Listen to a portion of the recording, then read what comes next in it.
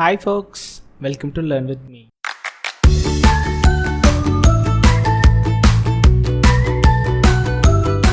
இந்த வீடியோவில் நம்ம பார்க்க போகிற கண்டென்ட் என்னென்னா ரெடியூசிங் வேரியன்ஸ் த்ரூ ரெகுலரைசேஷன்ஸ். நம்ம ப்ரீவியஸ் வீடியோவிலேயே வேரியன்ஸ்னால் என்ன அப்படிங்கிறதுக்கான ஒரு வீடியோ போட்டிருப்பேன். Bias and variance, under fitting, over fitting அப்படின்னு. இந்த வீடியோஸை நீங்கள் மிஸ் அவுட் பண்ணியிருந்தீங்கன்னா அந்த வீடியோ பார்த்துட்டு வாங்க. அப்போ தான் வேரியன்ஸ்னால் என்னன்னு தெரியும், நம்ம எதுக்காக இந்த ப்ராசஸ் எல்லாம் பண்ணுறோங்கிறது உங்களுக்கு புரியும். ஆல்ரெடி நம்ம லாஸ்ட் வீடியோவில் பார்த்த மாதிரியே எங்கே ஹை வேரியன்ஸ் ஜாஸ்தியாக இருக்கும். இப்போ நம்ம ஒரு டேட்டாவை ஓவர் ஃபிட் பண்ணோம்னா அங்கே வேரியன்ஸ் ஜாஸ்தியாக இருக்குமா? இப்போ நம்மளோட லீனியர் ரிக்ரெஷனில் ஏதாவது ஒரு மாடலுக்கு ஹை வேரியன்ஸ் வந்துருச்சு, ஓகே, அந்த இடத்துக்கு நம்ம லீனியர் ரிக்ரெஷனை வச்சு போடுறத விட நம்ம ரிக்ரெஷன்லேயே ரெகுலரைசேஷன் டெக்னிக்ஸ் யூஸ் பண்ணலாம். அந்த ரெகுலரைசேஷன் டெக்னிக்ஸ் என்னென்ன அப்படின்னு பார்த்தா, ஒன்று ரிட்ஜ் அண்ட் லாசோ. இது ரெண்டையுமே ஷ்ரிங்கேஜ் பெனாலிட்டி அப்படின்னு கூட இவங்க இன்னொரு பேரில் மென்ஷன் பண்ணுவாங்க. லைக் எப்படி பெனால்ட்டினா, நம்ம ஏதாவது ஒரு டிராஃபிக் ரூல்ஸை மீறினா நம்மளுக்கு பெனால்ட்டி கொடுக்குறாங்கல்ல, அது மாதிரி தான் இதுவும் சம் பெனால்ட்டி கோஎஃபிஷியன்ஸ்க்கு ஆட் பண்ணுவோம். ஃபர்ஸ்ட் திங் நம்ம ஞாபகம் வச்சுக்கக்கூடிய ஒரு விஷயம். இப்போது நம்ம எங்கே ஹை வேரியன்ஸ் இருக்குதோ அந்த இடத்துல எதர் ரிட்ஜ் ஆர் லாசோ ரெண்டு ரெகுலேஷன் உள்ள இதை யூஸ் பண்ணால் நம்மளால் இந்த வேரியன்ஸை குறைக்க முடியும் by using the concept call regularization. இப்போ அதுதான் நம்ம பண்ண போகிறோம். அதுக்கு முன்னாடி இந்த ஃபார்முலா நமக்கு ஆல்ரெடி தெரியும். சம் ஆஃப் ஸ்கொயர்டு இந்த formula residual sum of squares. இதை தான் நம்ம மினிமைஸ் பண்ணுவோம். கரெக்டாக நம்மளோட லீனியர் ரெக்ரெஷனில் நம்ம லைன் இப்படி எடுத்துக்கிட்டோன்னா ஏதாவது ஒரு டேட்டா பாயிண்ட்ஸ் இருந்துச்சுன்னா இந்த லைனை தான் நம்ம மினிமைஸ் பண்ணுவோம், ரெசிடியூவல்ஸை. இது இந்த ஃபார்முலா படி பார்க்கும்போது இது ப்ரிடிக்ஷன் பண்ண வேல்யூ, இது ட்ரூ வேல்யூ, இது ரெண்டே எடுத்து ஸ்கொயர் பண்ணி பண்ணுவோம்.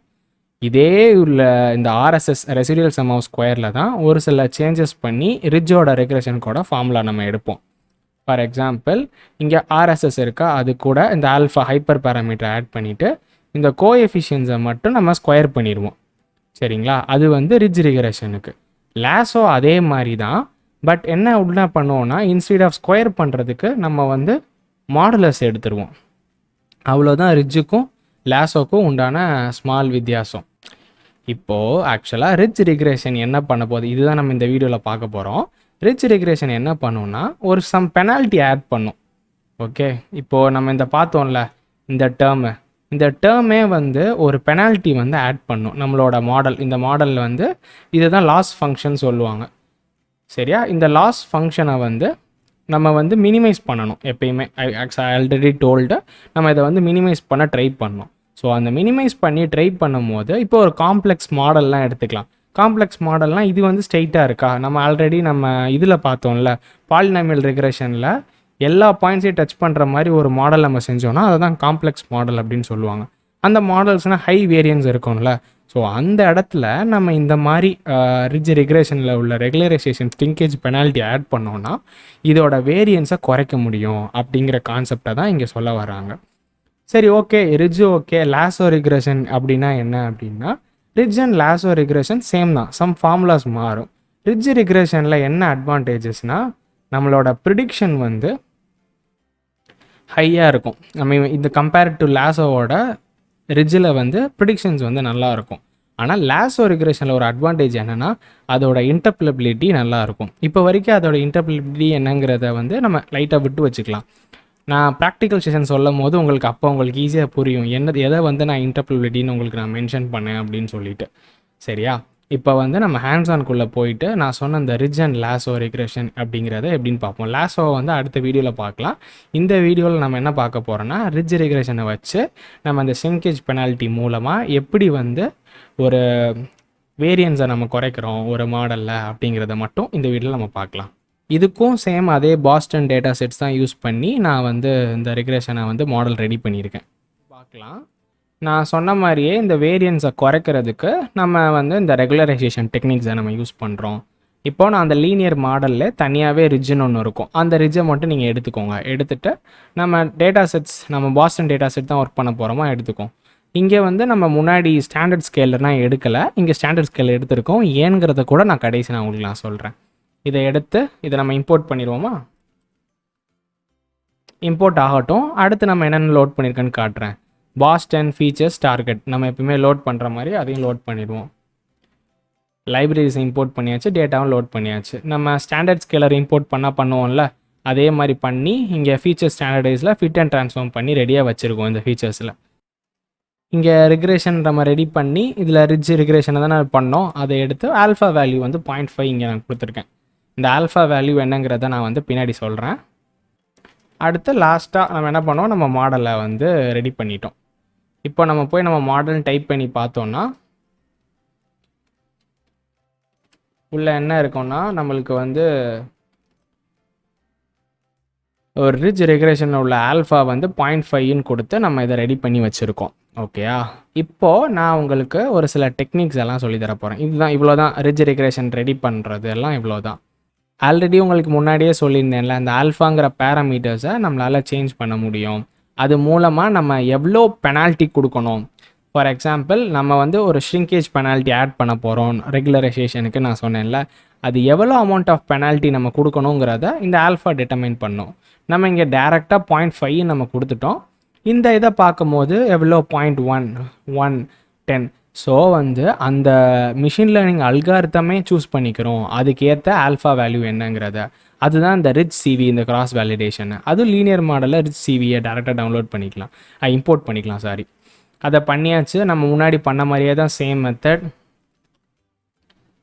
இது ஓகே, ரன் பண்ணியாச்சு. இப்போது இருக்கிற நம்ம கோஎஃபிஷியன்ட் கொடுத்தோம்னா இதுதான் அதெல்லாம் கோஎஃபிஷியன்ட். இந்த ஒவ்வொரு கோஎஃபிஷியண்ட்டை தான் நம்ம ஒவ்வொன்றா போட்டு நம்ம ஷ்ரிங்கேஜ் பண்ண போகிறோம். ஓகேயா, நம்ம இப்போது இதில் வந்து எது வந்து எந்த மாடலுக்கு வந்து நல்ல ஆல்ஃபா வேல்யூ. ஸோ வந்து இதெல்லாம் ஒன்று ஒன்றா ட்ரை பண்ணி பார்க்கும். அந்த கிராஸ் வேலிடேஷனுங்கிறது, நான் கிராஸ் வேலிடேஷனாக இப்போ ஒன்றும் சொல்லித்தரல உங்களுக்கு. மாடலில் ஹைப்பர் பேராமீட்டர் டியூனிங் இந்த மாதிரி டெக்னிக்ஸ் எல்லாம் வரும்போது உங்களுக்கு கிராஸ் வேலிடேஷன்னா என்ன, டியூனிங்னா என்னங்கிறது எல்லா டெக்னிக்ஸும் சொல்கிறேன். இப்போ வரைக்கும் இந்த கிராஸ் வேலிடேஷனில் நம்மளுக்கு மல்டிபிள் வேல்யூஸை டிஃப்ரெண்ட்டாக கொடுத்து அது பெஸ்ட் என்னன்னு சொல்லிட்டு மிஷின் லேர்னிங் வந்து கண்டுபிடிச்சு அதுக்கேற்ற மாதிரி அடாப்ட் பண்ணி வச்சுக்கோங்கிறத மட்டும் ஞாபகம் வச்சுக்கோங்க. நான் இங்கே என்ன பண்ணியிருக்கேன்னா, ஸோ அதே மாதிரி பண்ணிவிட்டு இந்த இடத்துல நான் model.cv ஆல்ஃபா நான் கொடுத்தேன்னா எந்த ஆல்ஃபாவுக்கு என் மாடல் வந்து கரெக்டாக பெர்ஃபார்ம் பண்ணியிருக்கு அப்படிங்கிறத தெரிஞ்சுக்கணும். சரிங்களா, இப்போ ஆல்ஃபா 1ங்கிறப்போ என்னோடய மாடல் வந்து நல்லா பெர்ஃபார்ம் பண்ணியிருக்கு அப்படின்னு சொல்லிட்டு இங்கே பார்த்தோம்ல, இந்த கோஎஃபிஷியன்ஸ் எல்லாத்தையும் தான் நம்ம வந்து ஷ்ரிங்கேஜ் பண்ண போகிறோம். இதுக்கு முன்னாடி உங்கள் எல்லாத்துக்கும் ஒரு ஃபைனல் நோட் ஒன்று நான் சொல்லிக்கிறேன். என்ன ஃபைனல் நோட்னா, இப்போது linear regression. Okay, linear regression பண்ணும்போது என்ன ஆக்சுவலாக நடக்கும்னா, இந்த கோஎஃபிஷியன்ஸ் எல்லாமே பார்ஷியலாக வந்து ஸ்கேல்ட் ஆஃப் பண்ணிடும் ஃபீச்சர்ஸு. ஸோ வந்து நம்மளுக்கு வந்து அவ்வளோவா எதுவுமே இருக்காது. ஸோ அதனால தான் அதை பண்ணும்போது நம்ம ஸ்டாண்டர்ட் ஸ்கேலர் எதுவுமே பண்ண மாதிரி நம்ம ஸ்டாண்டர்டைஸ் பண்ண மாட்டோம். ஏன்னா அதுவே வந்து ஒரு ஸ்கேல்டு ஃபீச்சர்ஸை தான் வந்து கோஎஃபிஷியண்ட்டை பார்ஷியலாக எடுத்துக்கிறோம். ஸோ அதனால் நம்மளுக்கு எந்த ப்ராப்ளமும் இல்லை. ஆனால் இங்கே ரெகுலரைஸ்டு மாடல் நம்மக்கிட்ட வரும்போது இது என்ன பண்ணோம்னா, இது எப்படி இதுனா எல்லா கோஎஃபிஷியன்ஸும் சம் ஆகிக்கிறோம். இந்த கோஎஃபிஷியன்ஸ் எல்லாமே ரொம்ப சம் ஆகிக்கிறோம். பிகாஸ் நம்ம ஃபார்முலாலே பார்த்துருப்போம்ல, சம்முன்னு தானே போட்டிருப்போம். அந்த தனியாக ஆர்எஸ்எஸ் கூட வரும்போது சம் பண்ணியிருப்போம்ல. ஸோ இந்த சம் பண்ணுறதுனால என்ன ஆகுதுன்னா, உங்களுக்கு அந்த ஸ்கேலிங் பண்ணுறப்போ ப்ராப்ளம் வந்துடும். ஸோ எல்லா ஃபீச்சர்ஸையும் ப்ராப்பராக முன்னாடியே ஸ்டாண்டர்ட் ஸ்கேலர் பண்ணி நம்ம அதை ஸ்டாண்டர்டைஸ் பண்ணி வச்சுக்கணும். பிகாஸ் எது பண்ணுறதுக்கு முன்னாடி ஸ்டாண்டர்டைசேஷன் பண்ணுறது வந்து ஒரு நல்ல வே ஆஃப் ரைட்டிங் கோட் தான். பட் இந்த ரிட்ஜ் அண்ட் லாசோ ரெகுரேஷன் வச்சு நீங்கள் ரெகுலரைசேஷன் பண்ண போகிறீங்க அப்படின்னா கன்ஃபார்மாக அதை வந்து நீங்கள் ஸ்டாண்டர்ட் ஸ்கேலரில் வச்சு ஸ்டாண்டர்டைஸ் பண்ணி தான் பண்ணணும். இந்த நோட்டை வந்து நீங்கள் ஞாபகம் வச்சுக்கோங்க. ஓகேயா, ஸோ அவ்வளோதான் இந்த ரெடியூசிங் வேரியன்ஸ் த்ரூ ரெகுலரைசேஷன்ஸ். இந்த டெக்னிக்கில் நம்ம என்ன பார்த்தோம், ஒரு ஓவர்ஃபிட்டிங் டேட்டா, ஹை வேரியன்ஸில் இருக்கிற டேட்டாவை எப்படி ரெடியூஸ் பண்ணுறது with adding some shrinkage penalty. அதுதான் நான் ரெகுலரேஷன் பார்த்தோம், ரிட்ஜ் அண்ட் லாசோ ரெகுரேஷன் சொல்லிட்டு. அதில் ஒரு செட் ஆஃப் ஃபீச்சர்ஸ் வச்சு பார்த்துட்டு ஆல்ஃபா வேல்யூஸ் மூலமாக வந்து நம்ம எவ்வளோ பெனால்ட்டி கொடுக்கணுங்கிறத நம்மளாலே மாற்றிக்க முடியுங்கிறத நம்ம தெரிஞ்சுக்கிட்டோம். அது போக உங்களுக்கு என்ன சொல்லி கொடுத்தேன்னா, ரிட்ஜ் சீவிங்னு சொல்லிட்டு ஒரு கிராஸ் வேலிடேஷன் மெத்தட் இருக்குது. அந்த மெத்தட் மூலமாக நம்மளே கொடுத்த ஆல்ஃபா டேரெக்டாக கொடுக்கணும் அவசியம் இல்லை. அந்த மாடலே ஆட்டோமேட்டிக்காக எது வந்து நல்ல ஆல்ஃபா நம்ம மாடலுக்கு சூட் ஆகும்னு சொல்லிட்டு அதுவே செலக்ட் பண்ணிக்கிறோம் அப்படிங்கிறத சொன்னேன். லாஸ்ட்டாக எந்த ஆல்ஃபா வேல்யூ நம்மளுக்கு இருக்குதுன்னு சொல்லி நம்ம பார்க்கணும்னு நினச்சா மாடல் cv.alpha அப்படிங்கிறதுக்குள்ள ஓப்பன் பண்ணி பார்த்தீங்கன்னா அந்த மாடலை வந்து நம்மளுக்கு வந்து எந்த ஆல்ஃபா சூஸ் பண்ணியிருக்கு அப்படிங்கிறது தெரிஞ்சிடும். ஸோ அதுதான் இவ்வளோ தான் எனக்கான வீடியோ. அடுத்த வீடியோவில் என்ன பார்க்க போகிறேன்னா, நான் சொன்னேன்ல, ரிட்ஜ் ரெக்ரேஷன் வந்து நல்ல ப்ரிடிக்ஷன்ஸ் கொடுக்கும், லாசோ ரெக்ரேஷன் வந்து இன்டர்பிரபிலிட்டி ஜாஸ்தி அப்படின்னு சொல்லிட்டு. அது என்ன, அது வந்து எப்படி நம்மளோட ஃபீச்சர்ஸை மினிமைஸ் பண்ணுறது அப்படிங்கிறத வந்து லாசோ ரெக்ரேஷன் வீடியோவில் அடுத்து நம்ம பார்க்கலாம்.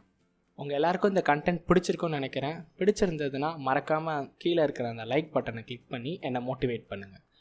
அப்புறம் முக்கியமான விஷயம், உங்கள் ஃப்ரெண்ட்ஸ் யாராவது மிஷின் லேர்னிங், டேட்டா சயின்ஸ், அதுக்கப்புறம் நிறைய சாஃப்ட்வேர் ரிலேட்டடான விஷயங்கள் இதெல்லாம் கற்றுக்கணுன்னு ஆசைப்பட்றாங்க. பட் அவங்களுக்கு இங்கிலீஷில் கற்றுக்க முடியாது, தமிழில் தான் கற்றுக்கணும் அப்படிங்கிற மாதிரி ஒரு பேரியர் அவங்களுக்கு இருந்துச்சுன்னா நம்ம சேனல் அவங்களுக்கு ஷேர் பண்ணி விடுங்க. உண்மையிலே ரொம்ப யூஸ்ஃபுல்லாக இருக்கும். அப்புறம் சொல்ல மறந்துட்டேன், முக்கியமான விஷயம், கீழே இருக்க அந்த சப்ஸ்கிரிப்ஷன் பட்டனை கிளிக் பண்ணிவிட்டு ஆளில் போட்டுக்கோங்க. அப்போ தான் நான் போகிற கண்டென்ட் உங்ககிட்ட வரும். அடுத்த ஒரு வீடியோவில் பார்க்குறேன். அது வரைக்கும் டாட்டா, பை பாய்.